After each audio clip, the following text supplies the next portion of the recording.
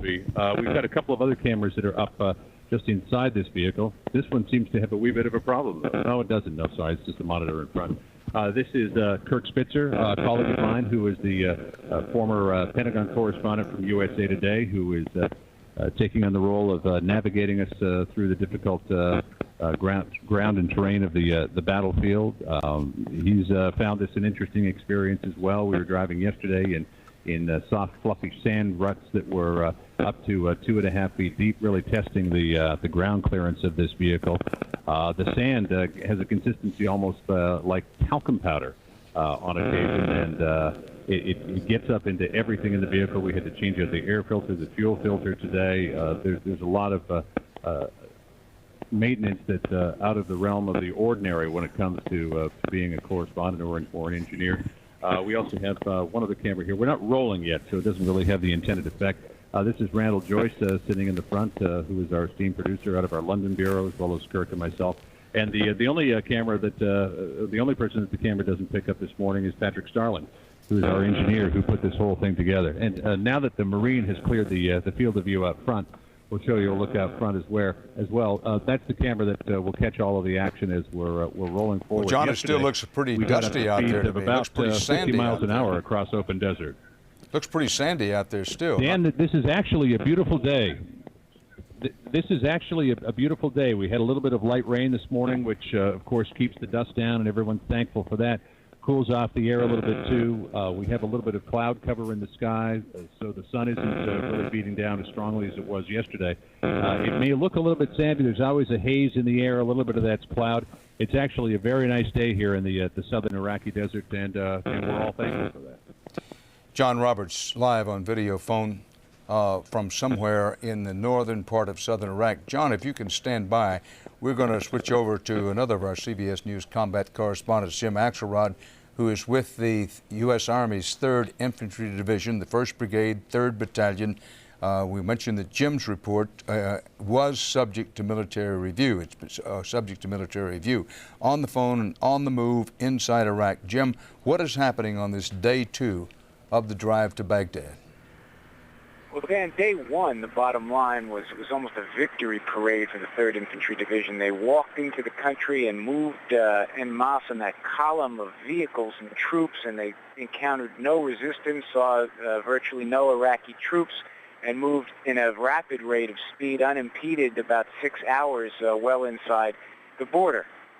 That's changed today. Overnight, elements of the 3rd Infantry Division experienced their first significant battle, their first significant active engagement. Now, it's not the 1st Combat Brigade we're with. It was the 3rd Combat Brigade that engaged with elements of the 11th Iraqi Division, and we're being told, and I quote one of the captains that we deal with in terms of getting information, things went very well, that there were thousands and thousands of surrenders, not capitulation. They did not give up. They surrendered after a very active battle overnight, and that some key objectives were seized as well by this 3rd Combat Brigade and the 3rd Infantry Division. Bottom line here as well, Dan, no American casualties reported in the fighting. Dan? Jim, when we spoke earlier today with a lieutenant colonel from the 3rd Infantry Division, he mentioned a couple of things I want to follow up on. One, he said that elements of the 3rd Infantry Division had crossed the Euphrates River into the Tigris-Euphrates Valley region. Has there been very much movement there, or can you say, or do you know?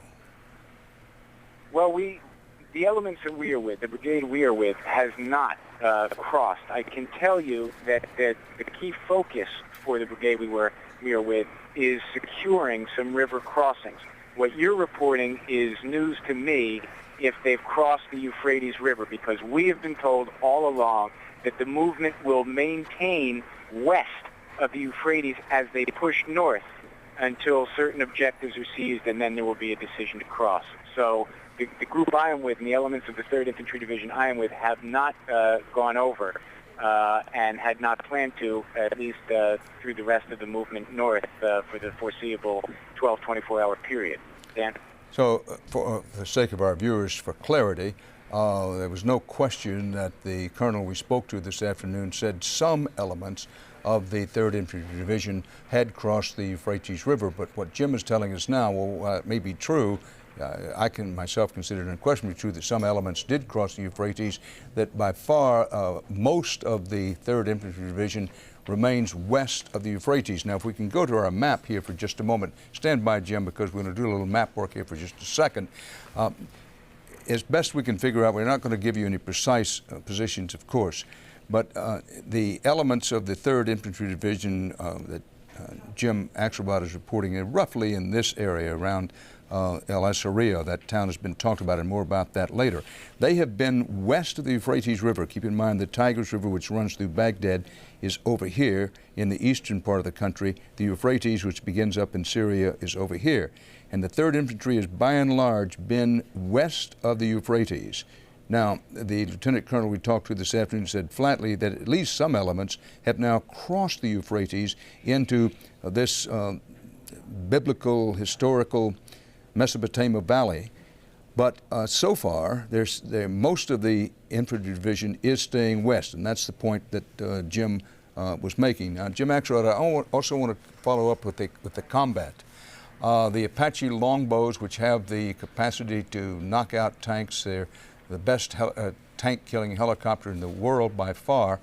They were engaged in knocking out some Iraqi tanks, as I understand it. But there was at least a bit of a tank battle during the last 24 hours. Is that your understanding, and what can you tell us about that? Well, I can tell us that the Apaches certainly have become a much more critical part of the battle plan as far as the 3rd Infantry is concerned. We saw a number. Again, the military is sitting very tight on a stand in terms of reporting exactly what numbers. But we did see several battalions of Apaches move to an area in Jalaba, a military airfield, and staged there precisely to be used in the tank battles, the kinds of things that you're talking about in terms of offering air support. As you say, the Apaches are these incredibly sophisticated, fierce attack machines, and they've clearly moved to the forefront in terms of strategy of protecting the troops as the 3rd Infantry continues to push north and west as they continue to flank that side of the country on the push to Baghdad. It will be, it is expected that the troops will encounter much more resistance than they've seen so far, and this is where the Apaches become critical. So we have seen movement, we have seen rebasing and repositioning of the helicopters, and we are being told that they will now be much more involved in shaping the battlefield. Dan, let me just also follow with the point that as we were trying to sort out this business about the Euphrates River. The battle last night that I'm talking about was all about seizing the objective that would allow, the objective that was being seized was about the ability for the 3rd Infantry, elements of the 3rd Infantry, especially the 3rd Brigade, to be able to go over the Euphrates. So we should clear up, as long as you're reporting it from this other source, I can confirm it, that that's exactly what was being talked about. Jim, George S. Patton, famous for his armored dash across northern France, which broke the back of the German resistance in World War II, he once said that once an armor unit particularly gets on the move, that it was his philosophy of be audacious, be audacious, be audacious. Now, it's my understanding, correct me if I'm wrong, with what's happening here is not a version of that, that there is some caution that the unit, the 3rd Infantry, moves swiftly, then stops, look and listen, regroup, maybe put their Patriot missiles in defense, maybe establish a base camp, a base-up operation with the helicopters, and then move on again. Is that the case or not? Yeah, and that's exactly what's happening. Picture a game of leapfrog, if you will, in which there are sort of 3 players. So the 3rd Infantry Division would be divided into these 3 brigade combat teams, and one will go ahead, secure the area. As you say, secure and shape a certain area, have the Patriots, have the various artillery support systems, get the Apaches in place.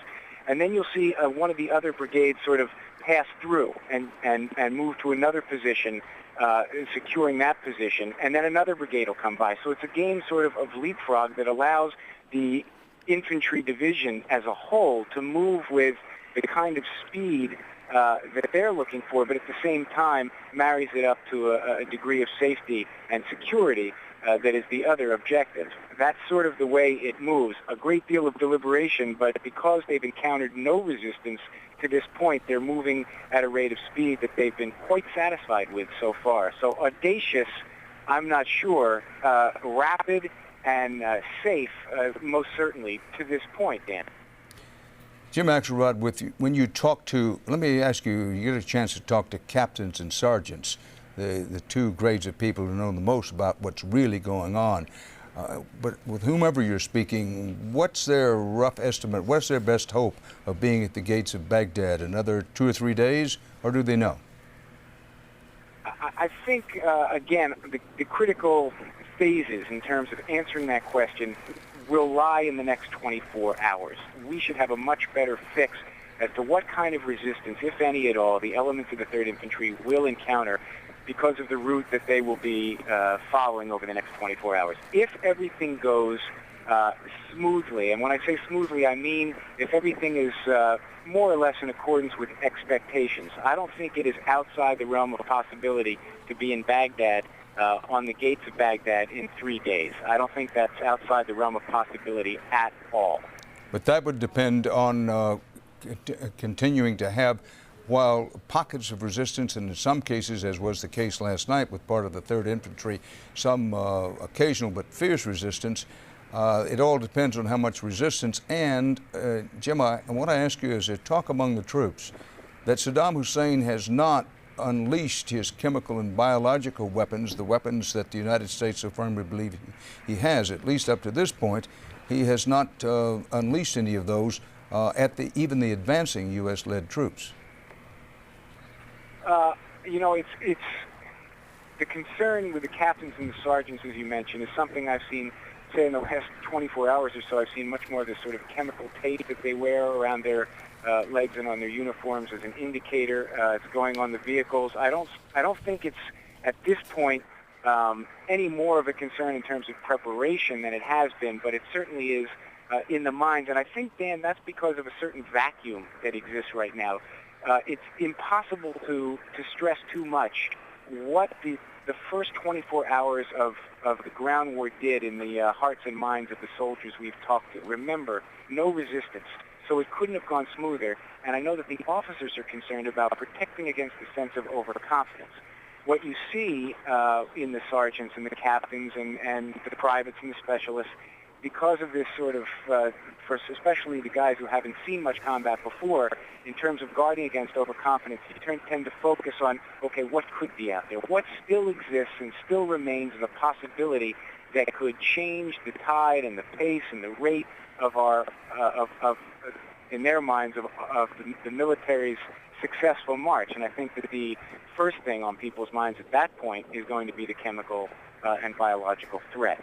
So a sense of sort of heightened awareness, well, couldn't get much higher than they walked out here to begin with. But because there's not a great deal of POWs to focus on, there's not a great deal of casualties to focus on, I think that what's sort of taken the place in the vacuum is this threat. It's got to be coming in their minds. Dan? Jim Axelrod, I remember being with the 3rd Infantry in northern Kuwait, maybe a week or 10 days ago, when they were preparing to move into Iraq, and we profiled a squad. And I thought to myself at the time, most Americans don't realize that down in the ranks, we're talking now about the privates, mostly the privates, they're about 19 and a half years old, I would say was the average age in that squad. How are these men, they are men, but still very young men who a year and a half, 2 years ago were still in high school, how are they holding up on this, and what's their reaction to rolling across the desert, finding, running across some resistance, but what's their reaction and how are they holding up? Dan, I think that's been among the most compelling parts of the story for me, is seeing an 18 or 19-year-old kid, they razor in the rear-view mirror of their Humvee in the morning, and you kind of feel like maybe they haven't been doing that for very long. These are young kids. I've talked to any number who have said, yeah, a year ago I was in high school. Can you imagine that? I think, experiencing now, after this first day, day and a half, this sense of what their expectation was and what reality is. And I asked one in particular, was battle what you expected?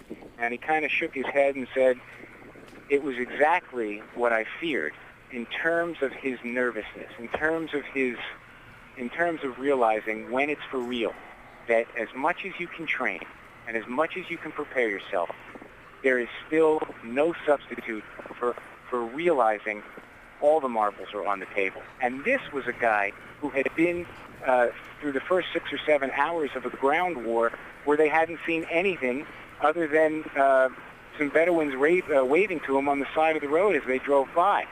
So you have to think that once they do encounter their first significant combat, whereas they are well trained, they're certainly well commanded, well supplied, there is no substitute for that first time, and there's no completely adequate preparation for the first time you're facing artillery or bullets or any kind of combat situation. Dan? Jim Axelrod with the U.S. Army's 3rd Infantry Division reporting live from his unit is still west of the Euphrates River, and he reports that most of the 3rd Infantry is still west of the Big River. War has caused pain and suffering for centuries in the Middle East. Longtime CBS News consultant and Johns Hopkins University professor Fuad Ajami is with me now to help sort through this current conflict. Fuad, we've been talking about down in the ranks where wars and won and lost, men in boots.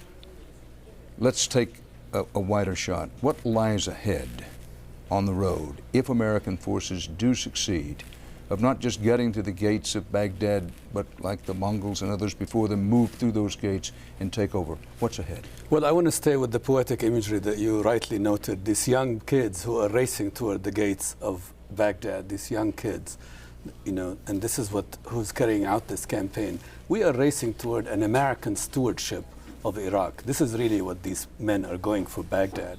We are going to end up as the stewards of Iraq. And think of it this way, an imperial circle is being closed right this minute. Iraq was invented by the Brits in 1921. Now we are racing to remake Iraq, and it will be our responsibility. And this is what these young boys and their commanders are coming into, this imperial inheritance and this responsibility. As we learned as a result of Vietnam, and history is replete with examples, there are limits to power, yes. Even the limits of a superpower such as the United States. Yes. A reach too far? Well, earlier today in another discussion you were talking about this reach of this American empire. And what's remarkable about this reach of this American empire is it's being done with only 3.5% to nearly 4% of our GDP, which is much lower than the percentage of military expenditures. GDP being gross domestic product, which is much less than we were spending in the days of the Cold War. So we are achieving this preponderance in the world with much less expenditures than we used to devote to military in the days of the Cold War. There is no precedent to this primacy. And this man in his bunker, Saddam Hussein, if he's dead or, we don't know if he's dead or alive, but this man never understood what kind of power lies in wait for him, what kind of military technology has been developed in the last dozen years or so since he met us the last time around in the last war. So bottom line is you think it's doable? Well, this is it. We shall rule Iraq, and we now have to begin to think about how we make this country work, how we keep the ambitions of Turkey and Iran to their limits, and so on. It's our destiny. Fuad Ajami. Hope we'll have a chance to talk more later. You're watching CBS News continuing coverage of America at War.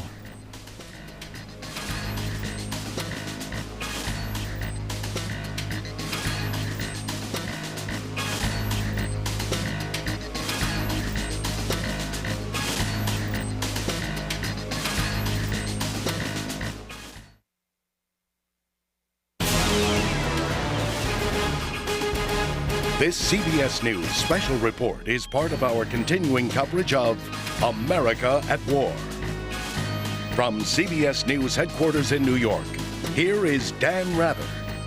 The headlines at this hour. Day 3 of the Second Gulf War has begun with more huge explosions in the center of Baghdad and just outside the city.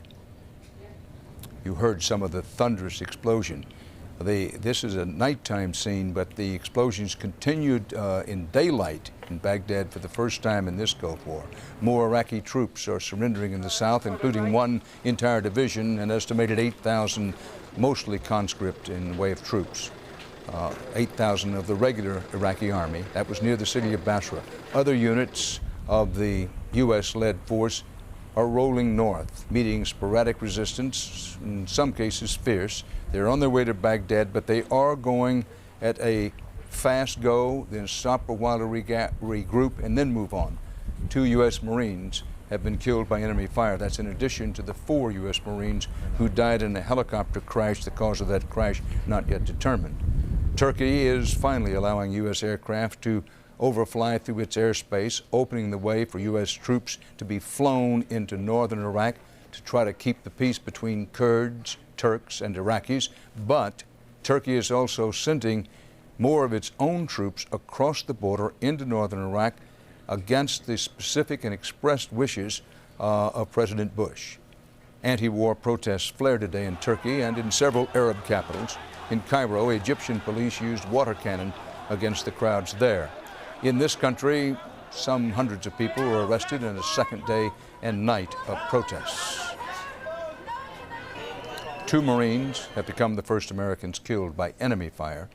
They apparently were shot to death by Iraqis in separate incidents, both inside Iraq. Their identities have not been disclosed. The first 4 Americans to make the ultimate sacrifice in this war were killed when their helicopter crashed in Kuwait. It's the whole country's loss, but Harold Dow reports now on the families who lost the most.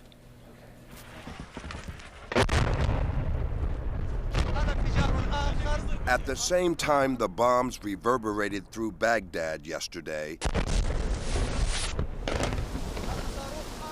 in the small coastal fishing village of Port Clyde, Maine, a father spoke of why so many brave men and women are prepared to die for their country.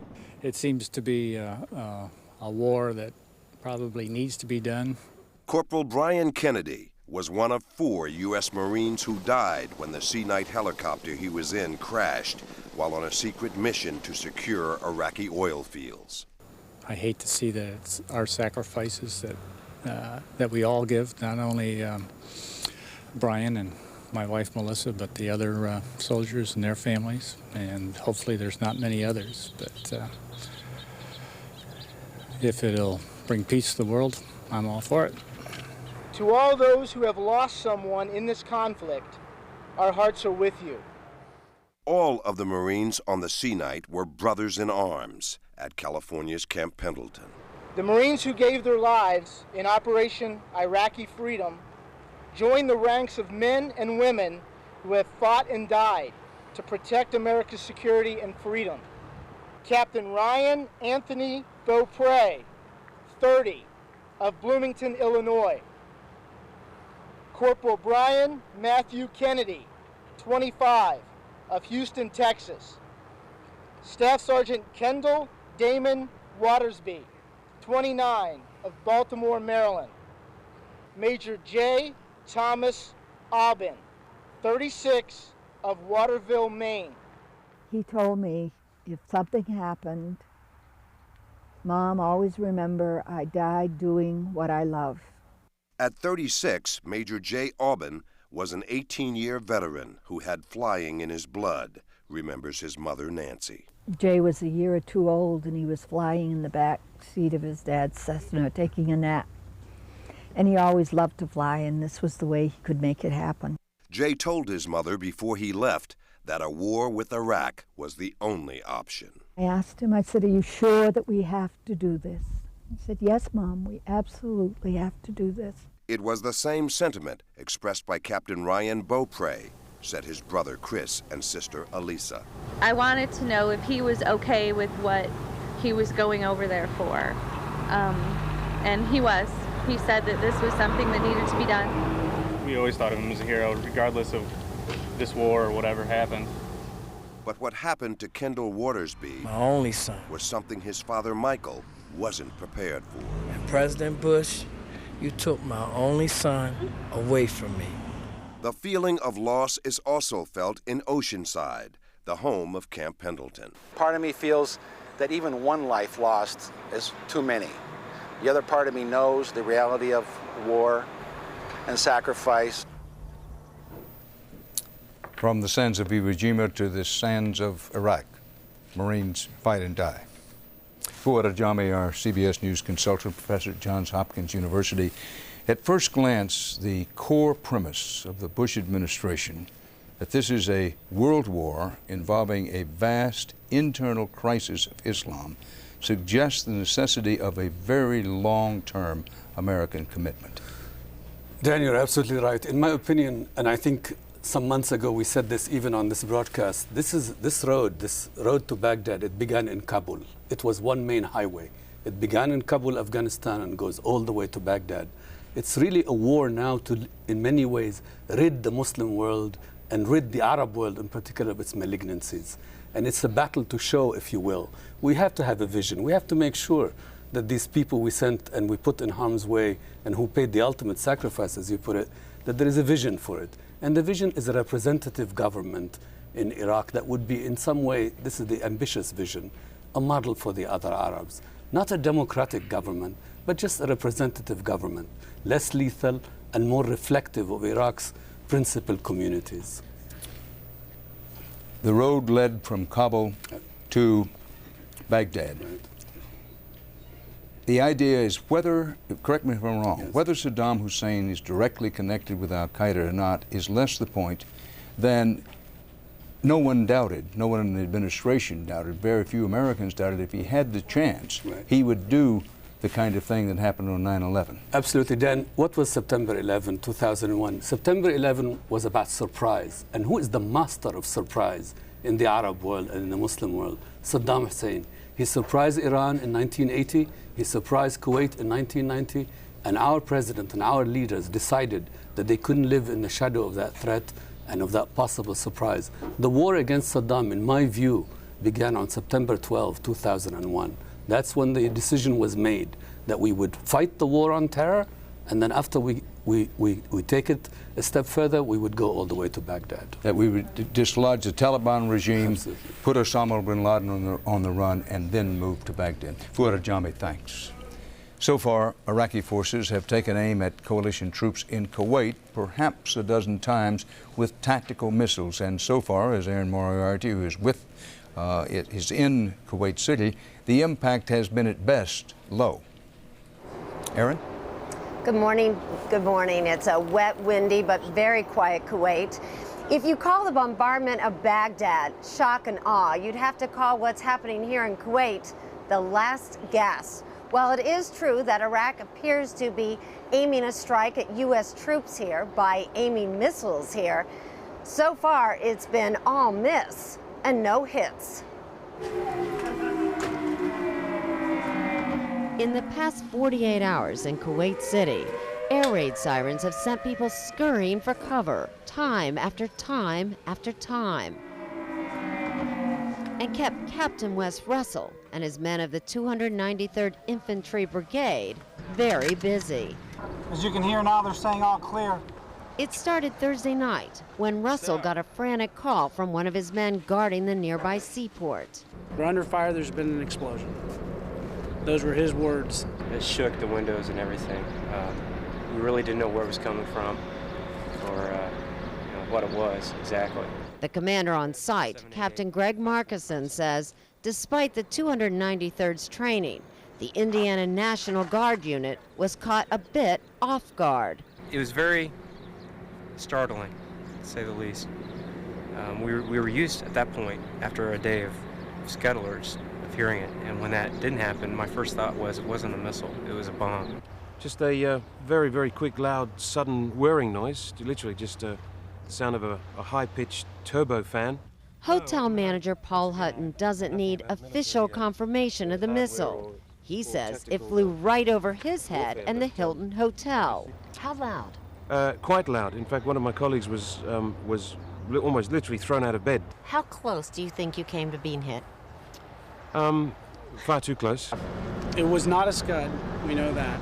Dozens of eyewitnesses described an object consistent with a low-flying Chinese-made silkworm missile. And how low? Extremely low. We're talking maximum 150 feet above the ground. So low that it wasn't picked up by the Patriot anti-missile system and hit without warning. A fact that has this hotel manager feeling jumpy as night falls over Kuwait again.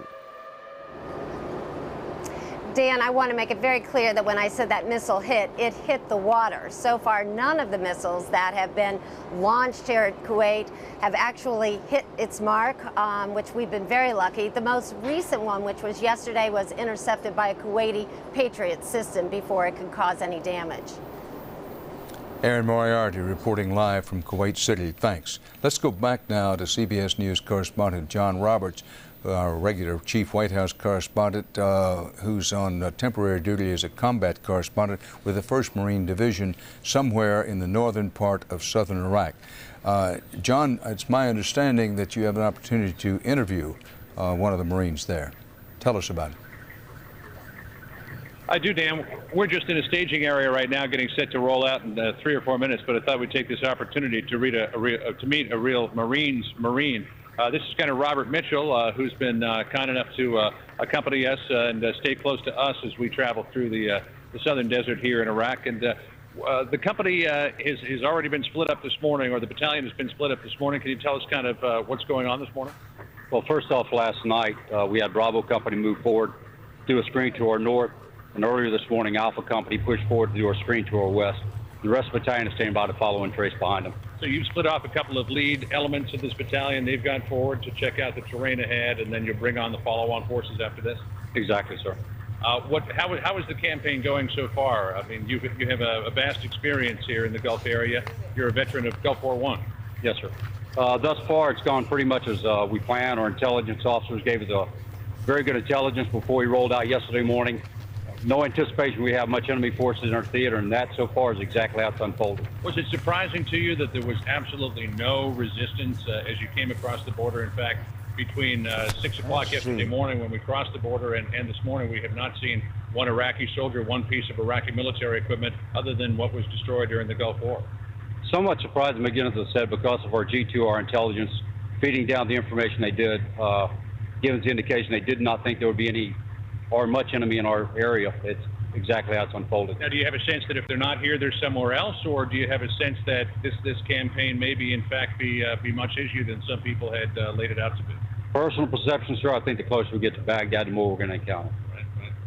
And is there anything you could share with us about this morning's operation in terms of where we might be headed? All I know right now is to the northwest. The news this morning that the 51st Iraqi Army Division surrendered, how was that taken by the troops? Overwhelming excitement. I hope it continues to be that way throughout the Iraqi campaign. All right, very good. Gunner Robert Mitchell, thanks for being with us. Thanks very much. We'll see you as we roll on to the north. John, if I may, could you ask Gunner to stay on there for just one moment? I wanted to ask him something. Could you ask him just a second to hang on? Stay here just for a second, Gunner Mitchell.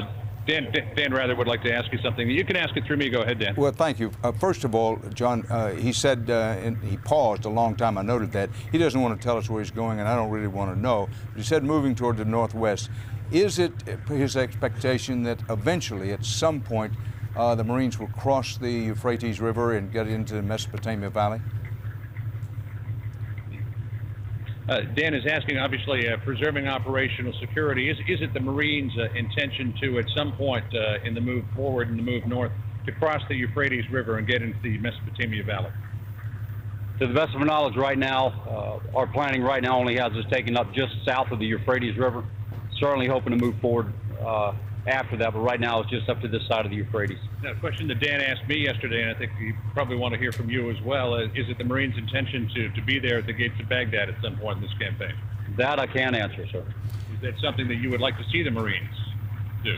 Certainly, I think all of us as Marines would like to be at the gates of Baghdad along with our brothers in the Army and the British. Dan, anything else for Gunner Mitchell? Yes, John. I don't want to hold him from his work, but there's been some talk, and I've actually seen this piece of machinery and electronics. Does he or any of his men have the so-called robo-pack? That is the little robot that is pack size that can be used to sort of sort out minefields or do a lot of other work, or do they have this latest piece of equipment? Dan is wondering about a piece of equipment called a robo-pack that you strap on your back that might be used if you're trying to go forward and detect a minefield, figure out where the mines are. Is that a piece of equipment that the Marines carry?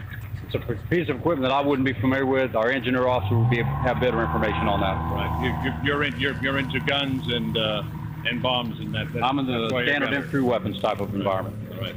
There you go, Dan. Thank you very much, John, and thank him for hanging on there. John, I have in mind that the Marines were the first into Kuwait City in the 1991 Gulf War, and part of breaking the back of Saddam Hussein's operation in Kuwait was the Marines quickly reaching Kuwait City. You talk, I'm going to ask you sort of what I asked Jim Axelrod before. When you talk to the captains and the sergeants, the Marines who know what's going on, what's really going on. I don't mean to interrupt you, Dan, but Sure. we have to. Dan, I'm sorry, I don't mean to interrupt you. We have to roll. Let me get back into the vehicle. We have the technology to continue going, so keep asking your question. Well, do what you have to do.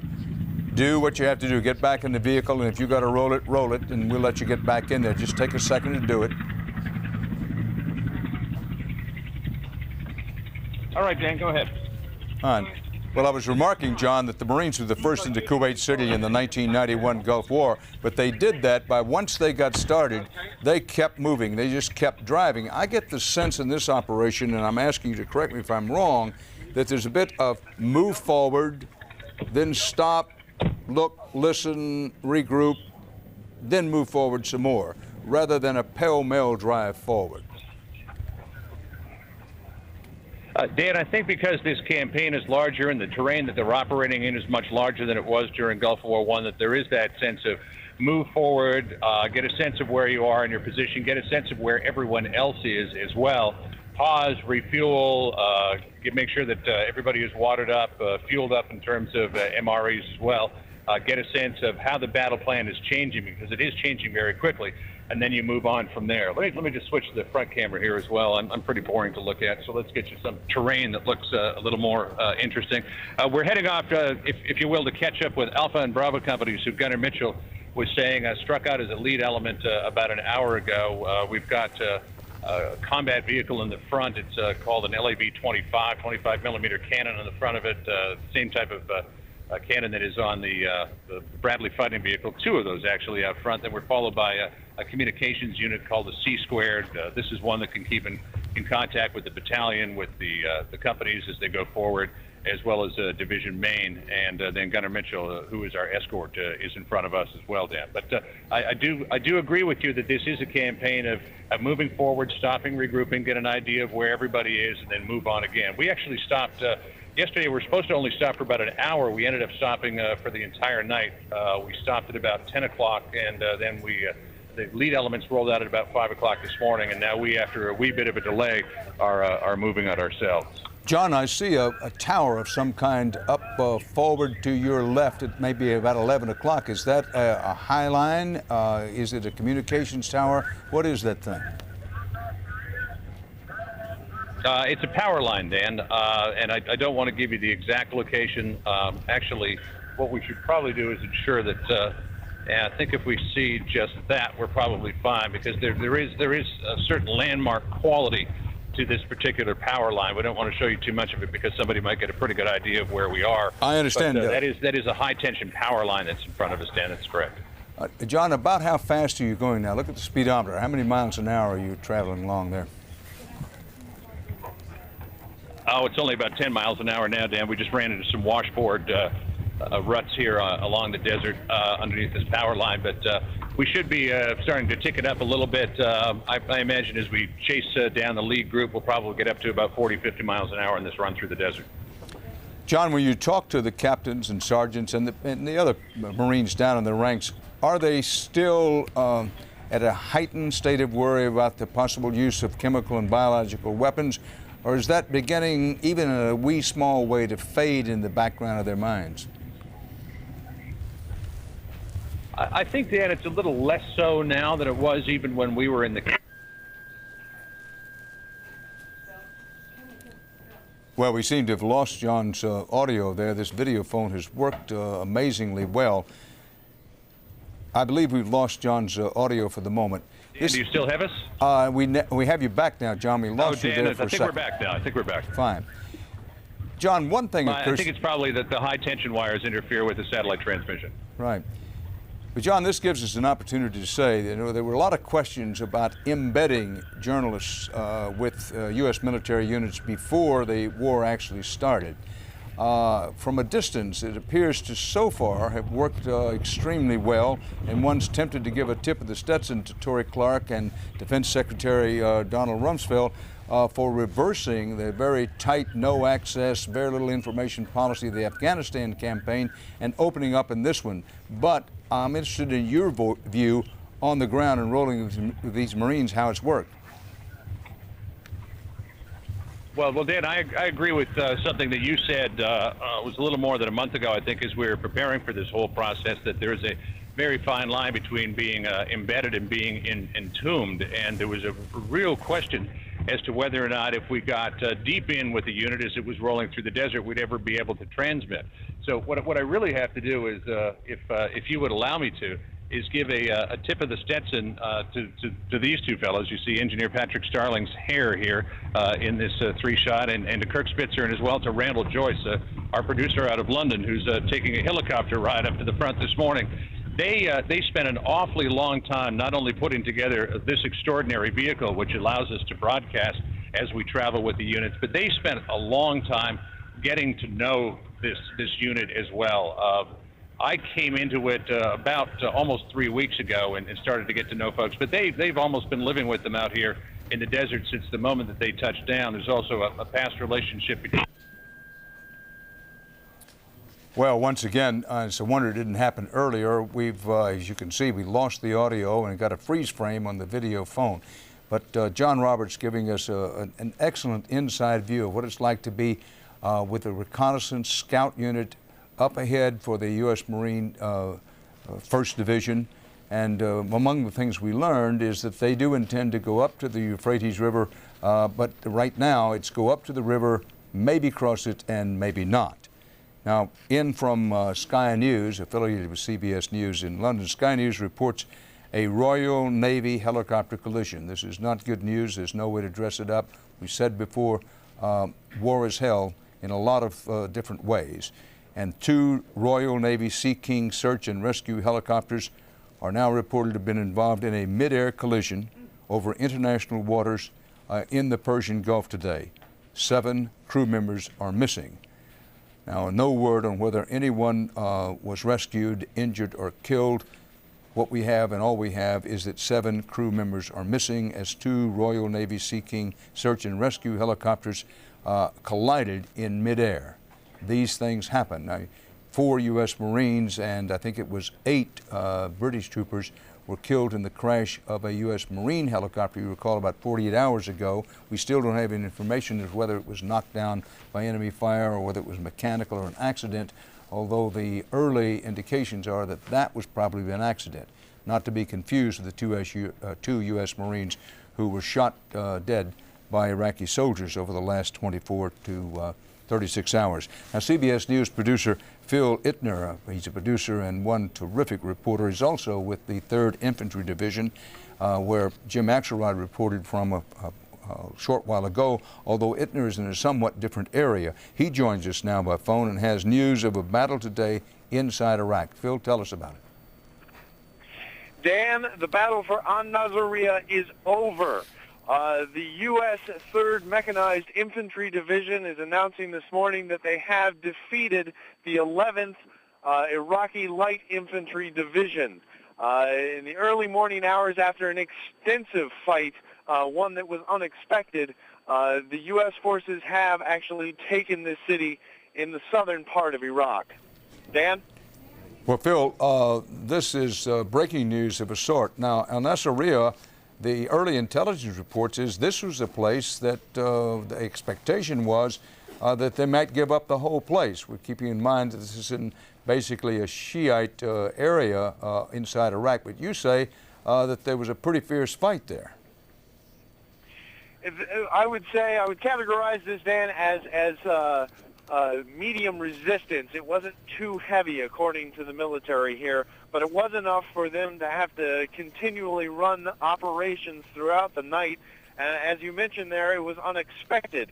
They came up against the 11th Infantry, Light Infantry. They had intelligence before going across the border that these soldiers, these Iraqi soldiers, would surrender. They didn't do that. It is suspected from military intelligence here that is because some elements of the Republican Guard had come down to An-Nasiriyah to basically force those soldiers from the 11th to fight. At this point, they are trying to confirm whether or not there are elements of the Republican Guard inside An-Nasiriyah. I should mention also that after these fights, the division, the Iraqi division, was not destroyed. They did eventually surrender, and we are getting preliminary reports, and I want to be very careful about this. We are getting preliminary reports of one Army soldier injured from sniper fire. How serious his injuries are, we don't know at this point, but we are getting reports that at least one U.S. soldier has been injured in this battle. That is the battle for An-Nasiriyah. Did U.S. tanks engage the defenders, Phil, or do you know? Yeah, Dan, as a matter of fact, the bulk of the ground fighting here was done by the 3rd Brigade of the 3rd Mechanized Infantry Division. That's a brigade that is predominantly Bradley armored fighting vehicles, but it does contain a contingent of Abrams main battle tanks. They did meet with the enemy at the city, and there was some ground fighting. An awful lot of this was conducted from the air. Many of the elements of the 4th Brigade of the 3rd Mechanized Infantry, which is the Aviation Brigade, were involved in this, utilizing AH-64 Apache longbow helicopters. Dan? Phil, this is a vivid description you've just given us of what appears to be the biggest battle inside Iraq so far. I've not heard anything that approaches this, and I am trying to keep it in context and give it some perspective. That you say that the resistance, when I described it as possibly a fierce fight, you said, well, it was a fight. There was some considerable resistance, but this sounds like the biggest battle inside Iraq thus far. First of all, tanks were used to dislodge and engage the defenders. Attack helicopters, including the Apache longbow, used. Have you seen any prisoners of war as a result of this now taking of this town along the banks of the Euphrates? Any POWs? Dan, I have not seen any enemy prisoners of war. As I mentioned, I'm actually with the air element of the 3rd Mechanized Infantry Division, so we are at a staging area a little ways away from the front lines. However, I am being told by military intelligence officers here that, yes, enemy prisoners of war have been taken, and at this hour what they are doing is trying to sift through them to try and find any elements of the Republican Guard, because, as I mentioned, one of the questions here is, why did the 11th put up such a fight? And one of the leading thoughts behind that is because of the presence of the Republican Guard. But I can, yes, tell you that according to U.S. military intelligence officers, enemy prisoners of war have been taken. Phil, when I spoke to you this afternoon when you were on the move with the 3rd Infantry, we were talking about another bit of combat which happened about 24 hours ago. I believe it was Lieutenant Colonel Williams out of Colorado who said, speaking of Al-Nasiriyah, that there were reports that human shields had been pressed into service by some of the incoming Republican Guard people. Any reports of were human shields in fact used? Yeah, that's correct. We are getting reports from inside An-Nasiriyah that what the Iraqis had done is position their military vehicles around things like hospitals and schools and mosques. It is our understanding that that was the one of the ways they were trying to protect themselves. The U.S. military is being very, very careful about engaging anything that might be culturally sensitive. I've seen the rules of engagement here for this conflict, one that was a card that has been administered to every soldier in this army, and one of the major points is do not engage anything in or around a mosque, a school, a hospital, unless for self-defense. So this tactic made things a little bit more difficult. I don't want to overemphasize how much more difficult, but it did make things more difficult for the forces as they moved into that city. Phil Littner, a terrific bit of reporting you're doing for us, and we very much appreciate. The battle for Nasiriyah is over. The United States 3rd Infantry Division has, for all intents and purposes, according to our man on the scene, Phil Littner, a very careful reporter, has taken Nasiriyah. Some prisoners have been taken. There was a fight for the city, which is not expected. And this is an area, and one of the more ancient areas of civilization, in the so-called cradle of civilization, right there along the Euphrates River. Let's turn to our CBS News military analyst, Colonel Mitch Mitchell. Colonel, now this is news that they've taken. Yes, it is. That this business of human shields, is this or is this not likely to be Saddam Hussein's plan for defending Baghdad, to put his equipment and his best people in and around mosques, hospitals, schools, private homes, and when necessary, use non-volunteer human shields? I'm sure that's his tactic, Dan, and it also appears that his tactic is to send out some of the Republican Guard officers and other elements of his security forces to enforce his position of staying and fighting. These units probably have been bolstered by that, or at least intimidated by the Republican Guard presence. They go out to all the units and they say, you will stand and fight or else. And I think that's probably what happened here. Interesting. Republican Guards may be hiding, to use a popular phrase these days, embedding themselves with the Iraqi regular army soldiers, mostly conscripts, as well as among civilians. That's correct. And they have an intimidation factor that is long-standing, and so you can expect when they go with the regular units will probably stand up and fight unless they decide to shoot them, which we're getting reports now that from some of the British contingents that possibly some of the recruits shot some officers who wanted to have them fight against the British, and in fact, they didn't want to. So we may see some of that too. The defection is going to occur in many ways. I want to come back to you a little later on. Thanks for that, putting this in perspective, the taking of Nasiriyah. Now, former UN Arms Inspector Tim McCarthy is with us, and do you know this area of Iraq down there along the Euphrates? I do, Dan. I've been down there a few times. What can you tell us about it? What size town is this? Well, it's not a huge town, but it is an important town, as you know, on the road to Baghdad. It is generally in the Shia area, in this Najaf, Karbala sort of triangle.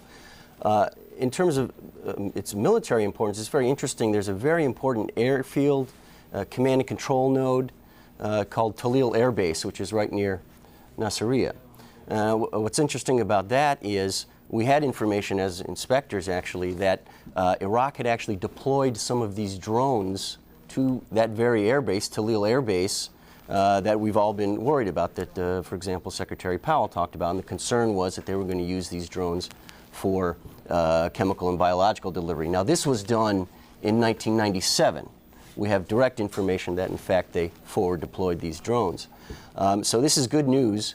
I don't have no information that, in fact, in this case, they were deployed at Talil in this particular instance, but we do know that in past crises, these drones were deployed there. Well, this is an interesting point. We've been sort of waiting, hoping it never comes, but anticipating the moment when Saddam Hussein, in one way or the other, tries to deliver chemical and/or biological weapons on the advancing U.S.-led troops, in this case primarily the U.S. 3rd Infantry Division. What you're saying is there's no doubt in your mind he has drones capable of doing exactly that. There's no doubt in my mind. And in fact, when you see some of these, that's exactly what some of these strikes in Baghdad and why they're so important. And we wanted to show, in fact, what these strikes are hitting in Baghdad. And we took some of this imagery and matched it up with some satellite imagery and some of the sites that I've actually been to in Baghdad. And you'll see the connection here. This first site is the presidential secretariat. It's basically the executive branch of the president, and it's the site of the second most important man in Iraq, and you can see the strike there. And I'll come back to that in a moment.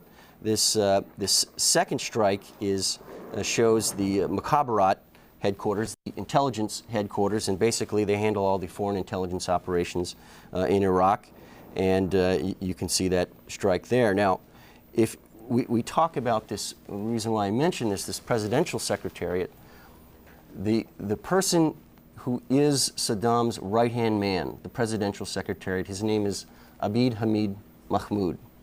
He is literally the gatekeeper for Saddam, and he is very much in the chain of command. Our belief is that he's very much in the chain of command for both hiding weapons of mass destruction and for the actual use thereof. So we connect the issue of Talil back to this striking these targets in Baghdad and disrupting command and control for chem and bio use. Wonderful use of the graphics. I like the satellite shot, the location, and then showing what they're hitting. Tim, you've had a tremendous amount of experience with weaponry. What about the claims that these new weapons are so much more precise, so much more surgical than the ones in the Gulf War? I want to state this gently, but frankly, that we were told much the same thing during the Gulf War.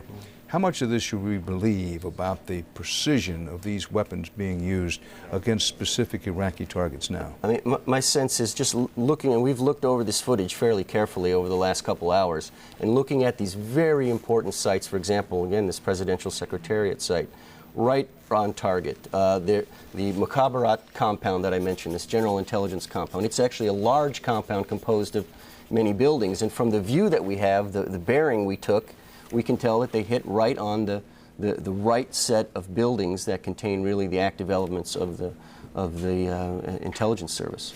Let me turn to Mitch for just a moment.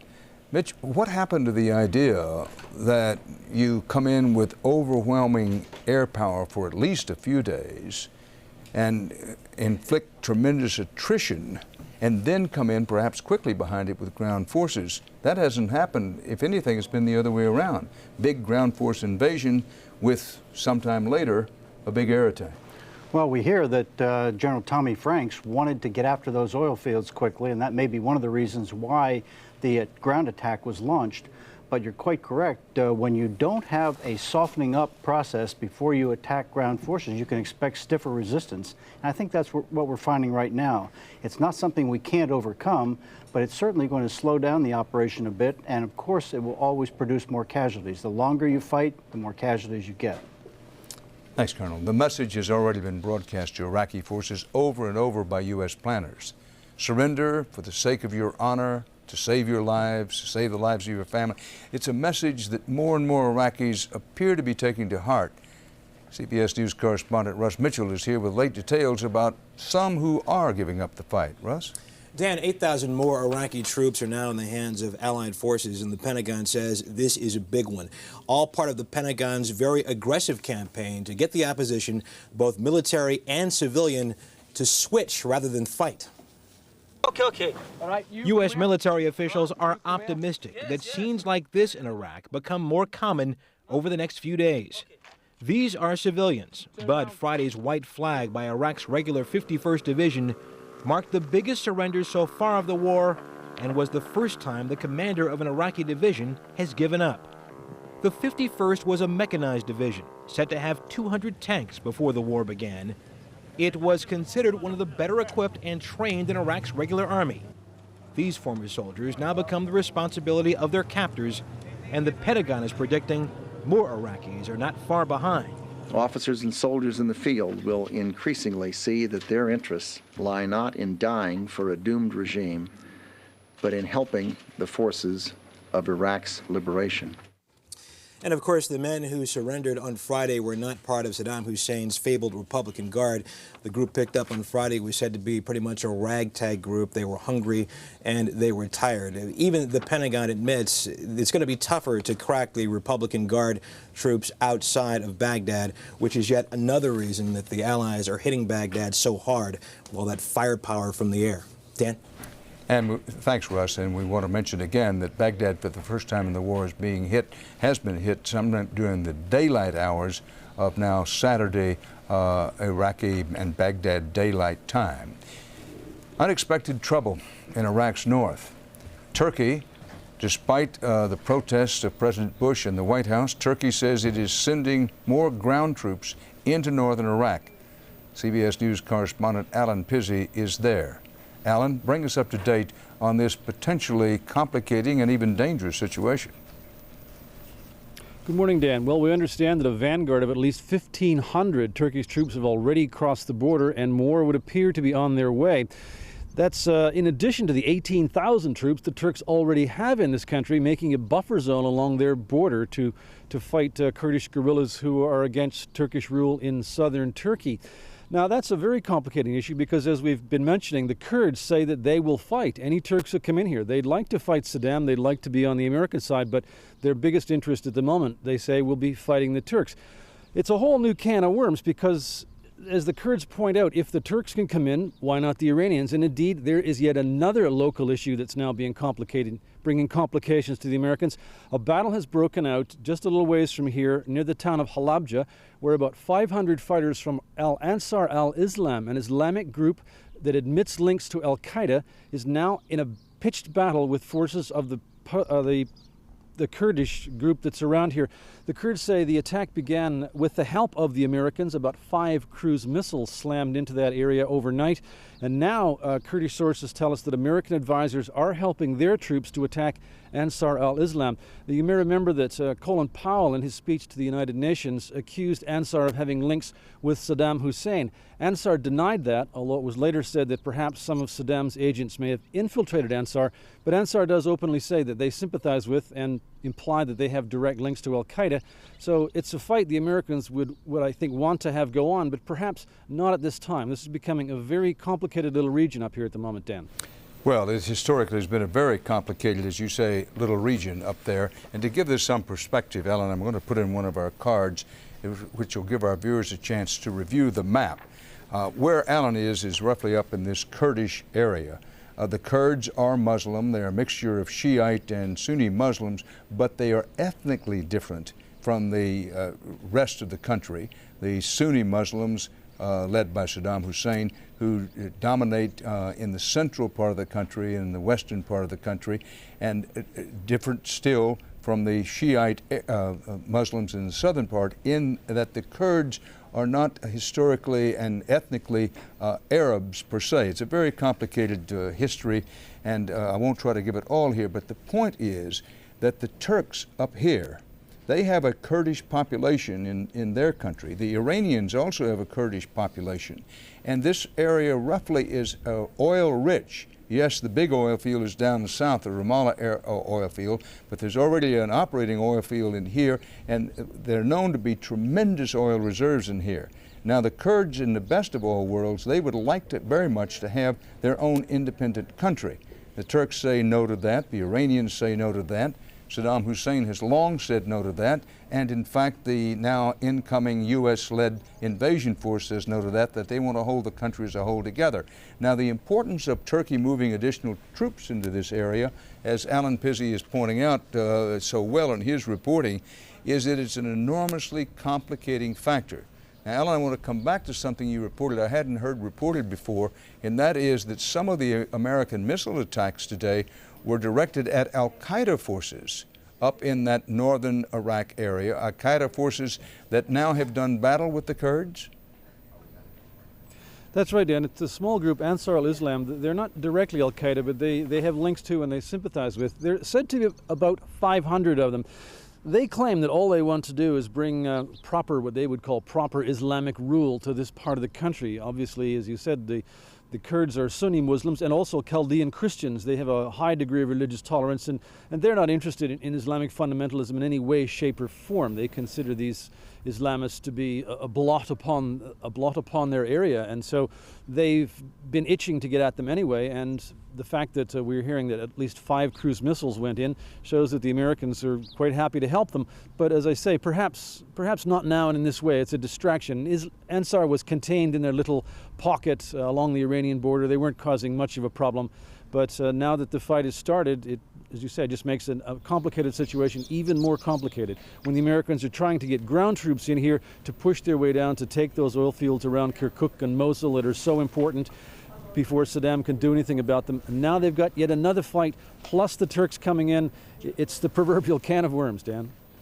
Well, battlefields are always chaotic, but the overall battlefield of Iraq, partly because of these additional Turkish troops moving into northern Iraq, is becoming even more chaotic than had been generally predicted. We want to point out that you may want to keep an eye on the 173rd airborne outfit that's stationed in Italy, because now, if it holds, that Turkey says it will allow overflights of its country. It's not allowing, at least not yet and still not yet, ground U.S. troops to be stationed in Turkey, but the deal apparently has finally been put together for overflights of Turkey. And if that's true, the 173rd could come out of Italy and could be airlifted into that section of northern Iraq and be called upon to, in effect, keep the Kurds, the Iraqis, those al-Qaeda connected operatives up there all sort of away from one another and try to deal with the al-Qaeda connections in that part of the world. Now, it's also possible that the 101st Airborne, which is still down in Kuwait, could possibly be used for that same bit of business. So that's something to keep an eye on as we go along. This is the picture of Baghdad in daylight. As the daylight hours go by in Baghdad, live picture right now, it's past 9:30 on the Saturday morning there. You may want to note that the heaviest bombing of the war was started yesterday. That's on the Muslim Sabbath day of the week, Friday. And there were those who said, well, the United States would not want to put on the shock and awe show on the Muslim Sabbath. Well, that, like a lot of other predictions, went by the boards. Baghdad was hit on this Saturday morning their time in daylight for the first time by some bombing, but obviously a little bit of traffic is beginning to move around the city. There have been no reports of bombing in or around Baghdad in the last few hours. In a notable success, U.S. forces captured many key facilities in Iraq's southern oil fields, preventing sabotage by Iraqi troops. This was, as was mentioned before, one of the main goals of the early invasion. Only a handful of oil wells, no oil fields, were torched. And as CBS's Lee Cowan reports, that success is thanks in large part to Special Operations Commandos working under cover of darkness. They are the most dangerous of the dangerous missions, special ops. So secret, pictures like these are almost unheard of. For security reasons, all we're allowed to report tonight is that this team was preparing to storm key oil fields inside Iraq to prevent the hellfire that had become Saddam's signature. How difficult a mission is it? Everything we do out here is pretty tough. It's flying in the desert at night is challenging. But as I said, we're very well trained, and I think we'll step up and do just fine. Failure here isn't an option. The welfare of the invading troops soon to follow depends on how this team shapes the battlefield. It's exciting enough on its own, but it's nice to know that we're helping kick the whole thing off. At the mission briefing, their commanding officer put it bluntly. And it'll be difficult out there. There's a lot of stuff in the air, and there's a lot of things going on. So you've got to be heads up. But just moments after that briefing ended, another gas alert, the 7th code red of the day, full chemical gear required. In the background, the sound of what we were told were Patriots knocking the incoming missiles out of the sky. When the all clear was finally given, small teams board the choppers for the trip into enemy territory. Equipment is checked and double-checked. Then it's time to wait, to focus, and to pray. When Special Operations Forces talk about operating under the cloak of darkness, they mean pitch dark. This is a refueling stop less than 2 miles from the Iraqi border. Helicopters land here, refuel, and take off again for the border, all without a single light in sight. Except for grains of sand turned into sparks by the chopper's whirling rotor. We can't show you the end of this mission. We can tell you it was a success. The Pentagon confirmed Iraq's southern oil fields are under U.S. control. Only a handful were lost to sabotage, and the troops we went with all made it home. Lee Cowan, CBS News, somewhere near the Iraq-Kuwait border. And that's a rare piece of journalism. I can't recall the last time I saw any piece done for television about the special operations people. They generally will shoot you, literally, if you bring a camera too close to them. So just keep in mind that that's a rare piece.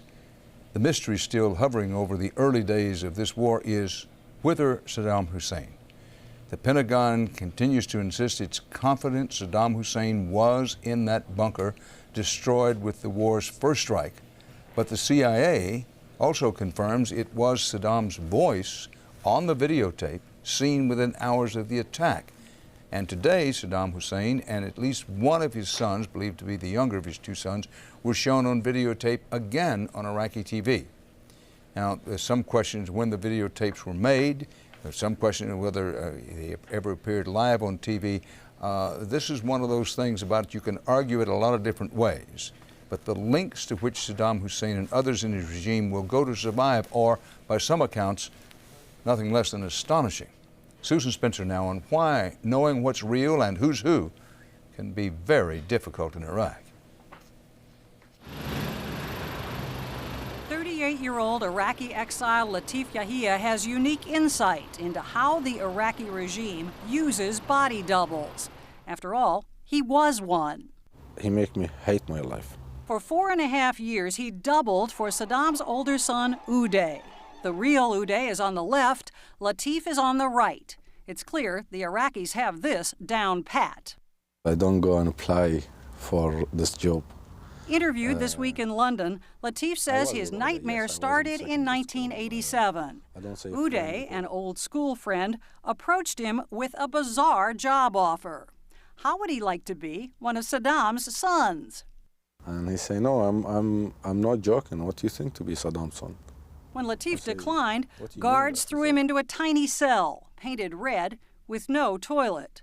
A week later, Uday upped the ante. Now, what do you think?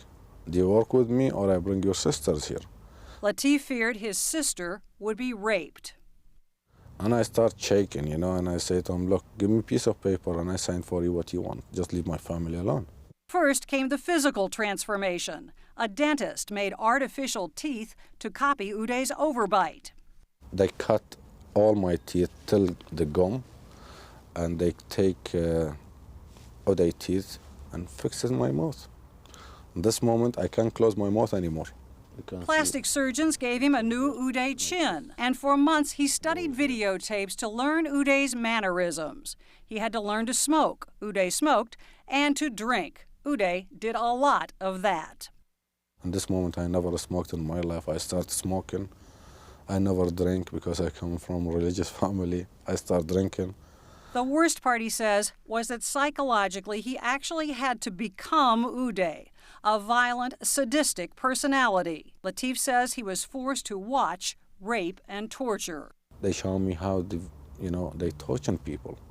They rape the woman. Latif told Sports Illustrated he had to watch Uday torture an Olympic boxer for losing a match, shocking him with an electric prod and then slashing him with a razor. Latif never saw the boxer again.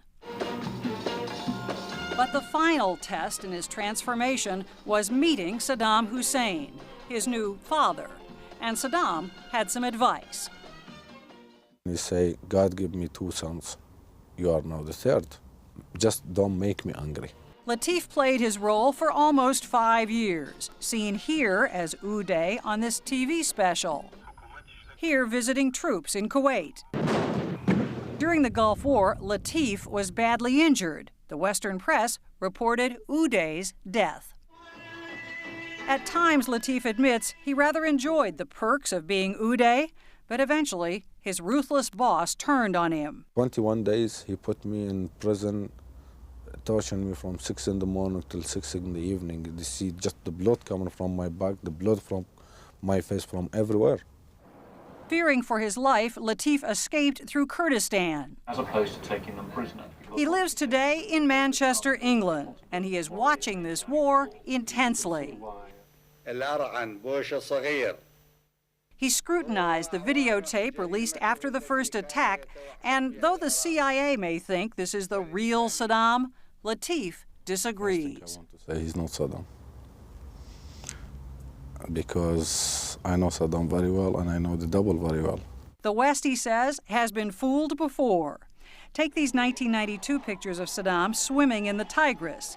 Latif says he knew this was not the real Saddam for what he did not see. Saddam, he have tattoo here with Iraqi flag and Iraq down. Latif is convinced that the swimming Saddam and the puffy man making this week's statement are one and the same, one of 4 doubles he knows of. And Latif predicts that Saddam will keep on using doubles to make it almost impossible for the U.S. to know for sure who is dead and who's alive. As for Latif, he hates Saddam, and he also hates this war. Fearing for his family trapped in Baghdad. And this is why I am against the war. I want to see them again, alive. And in an Iraq without Uday and Saddam Hussein. You want to keep in mind that the CIA now says, and the position of the United States government is, that the man seen on the videotape, regardless of when the videotape may have been made, just after the attack on that bunker the first night, was indeed Saddam Hussein. That's based on such things as a careful voice analysis and also such things as distance between the eyes, size of the earlobes, that kind of thing. So the U.S. government position now is that they think Saddam Hussein was in that bunker that was hit. They believe, at least the Washington Post quotes some high sources as saying they believe he may have been carried out on a gurney and was injured in some way. So the question arises, well, if they're certain, fairly certain it was Saddam Hussein, could the videotape have been prepared in advance? So if you want to know where at CBS News we come out, we're agnostic. We neither believe nor disbelieve that Saddam Hussein is alive. We'll say that David Chater in Baghdad said that it was his opinion, he's seen Saddam many times, that Saddam Hussein is still alive and is still making, albeit a desperate effort, to remain in control, for whatever that might be worth. Our old friend, former CIA official and the man who led the U.S. effort to help the people in Afghanistan repel the Soviet invaders back in the 1980s is here with us, Milt Bearden. Milt, there are a lot of questions I want to ask you, but given the time constraints, let me ask you about this. Instead of a tremendous aerial bombardment to start, followed shortly by a tremendous push, overwhelming invasion, a picture is emerging of a go for a while, stop, look, and listen. Basra has not yet been captured. The troops are nowhere near Baghdad yet. What are the chances that a Saddam Hussein, or if he isn't alive, those who remain in power, will begin to say, you know what, we've taken their best first punch and we're still here?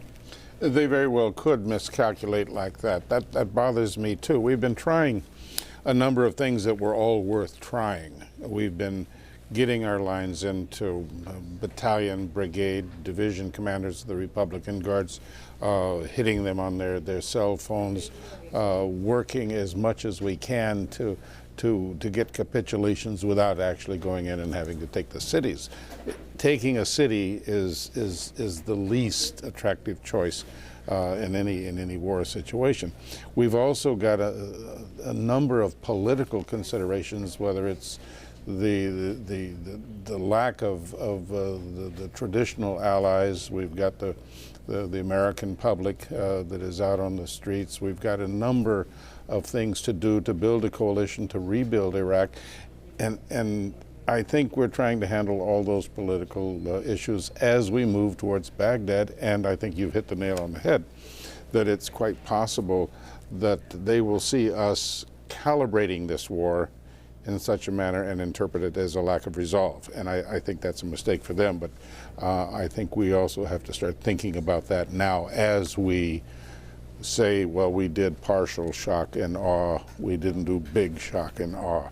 I think the next 12 to 14 hours are going to become very important in that regard.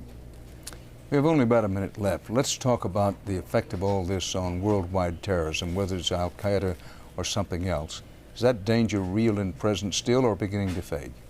There's still going to be the danger of the random attack. I assume that Saddam Hussein had dispatched teams as he did in 1991. They were the gang that couldn't shoot straight. They left Baghdad on sequential passports and got rolled up in a heartbeat.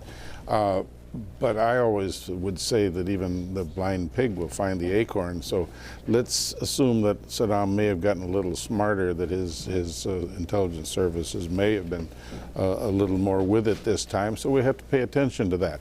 Certainly they're going to try to put some mines on some American ships, and they're not going to succeed at that.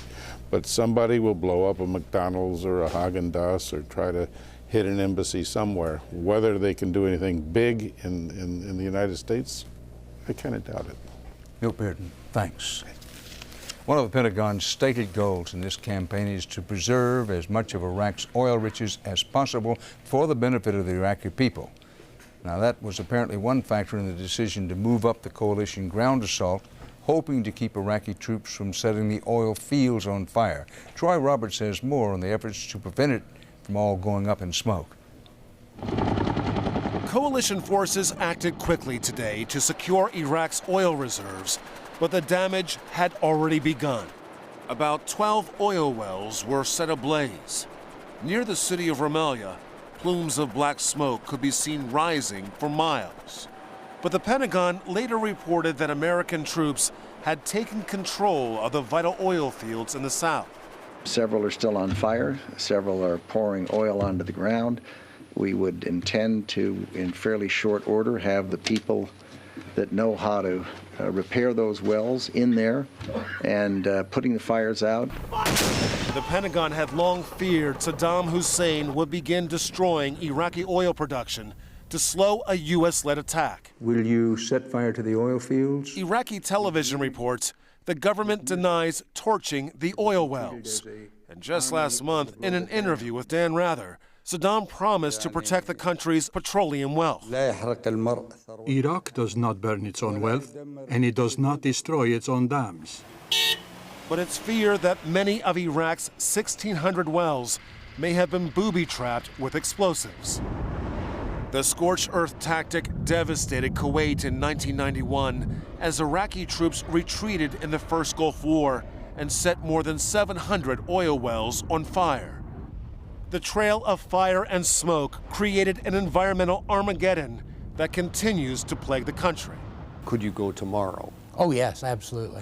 Get under it, son. Oil field firefighters from Texas, like Pat Campbell, spent months battling those blazes in Kuwait 12 years ago. Now go up. Those same teams are training now, and they're ready to go. It's just a fire coming out of a hole in the ground. And as long as there's pipe there, we can put something on it and stop it. The financial stakes this time are much greater. Iraqi oil fields are estimated to be worth more than $112 billion, a resource critical to the country's post-war recovery and a prime Allied objective. To secure Iraq's oil fields and resources, which belong to the Iraqi people and which they will need to develop their country after decades of a neglect by the Iraqi regime. The U.S. depends on Iraq for just 2% of its crude, but a lengthy disruption in Iraqi oil production could have devastating worldwide consequences. John Kingston is an oil analyst for the Platts Company. There is enough spare capacity in the world to overcome the loss of the roughly 2 million barrels a day that Iraq was putting onto the world market, but there's not much more than that. The firepower striking Baghdad and the lightning speed of American ground troops have Wall Street betting on a quick victory over Saddam. The price of oil dropped to a low today that hasn't been seen in months. Troy Roberts, CBS News, New York. In the Persian Gulf, it's Operation Iraqi Freedom. Here at home, Liberty Shield is the name given the operation to protect Americans against domestic terrorism. And here in New York City, ground zero in the attacks of 9/11 and where the terror threat has been at high ever since its Operation Atlas. Harold Dow with more now on an anti-terror team that's feeling the weight of the world. As American bombs rained down on Baghdad, All the way up, sir.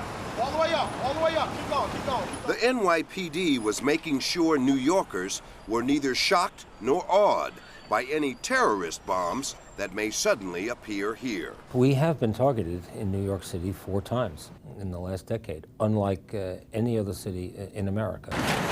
Under Police Commissioner Raymond Kelly's security plan, Operation Atlas, many signs of stepped-up security are plainly visible.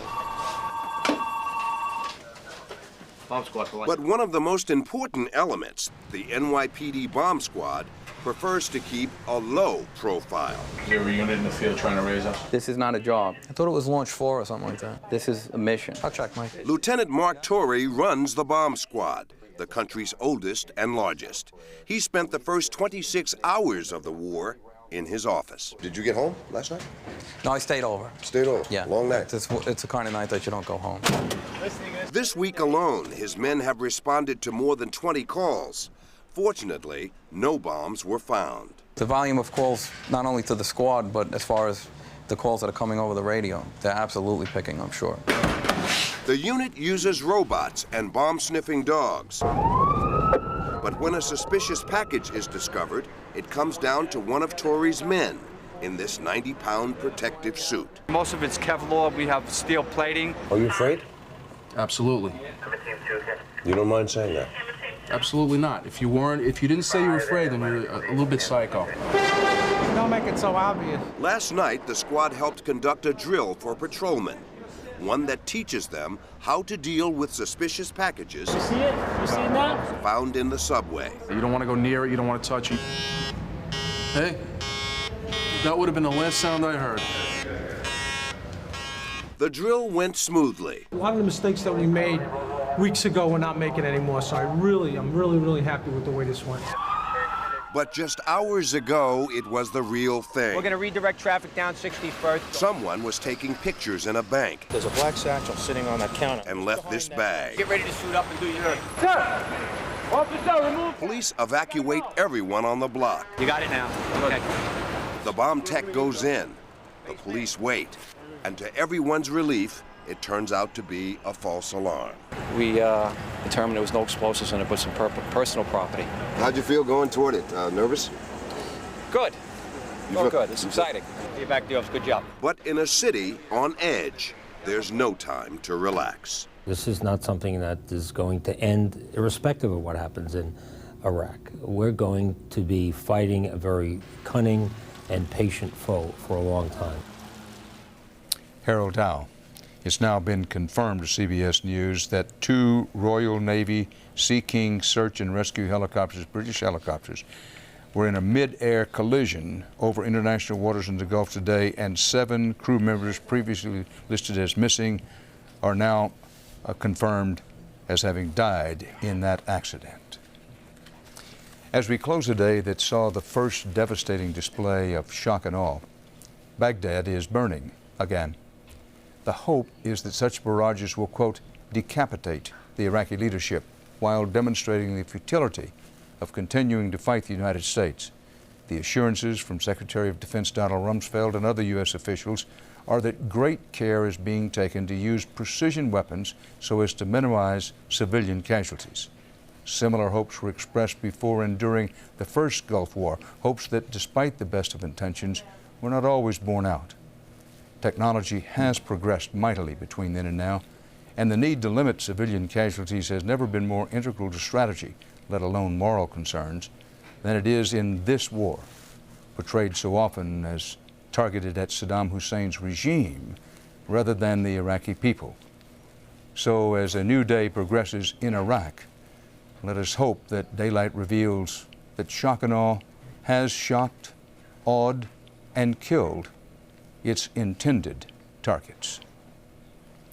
There'll be more about all this on this CBS station as time goes along, and of course on your regular CBS affiliated station newscasts. There'll be special broadcasts on CBS News tomorrow. That is in the early morning hours after daylight on Saturday morning and throughout the weekend. For CBS News, Dan Rather reporting. I'll see you along the trail.